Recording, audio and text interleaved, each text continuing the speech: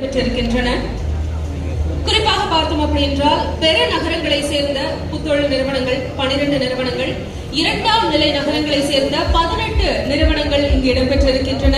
அதையும் கடந்து மூன்றாம் நிலை டயர் 3 அப்படின்னு சொல்லக்கூடிய மூன்றாம் நிலை நகரங்களிலிருந்து 5 நிறுவனங்கள் இங்கு இருக்கின்றன. டயர் 4 அதையும் தாண்டிய தமிழ்நாட்டினுடைய கிராம பகுதிகளில் இருந்து இருக்கக்கூடிய புத்தொழில் நிறுவனங்கள் 2 இங்கு இருக்கின்றனர். இவர்கள் அனைவருக்கும் நம்ம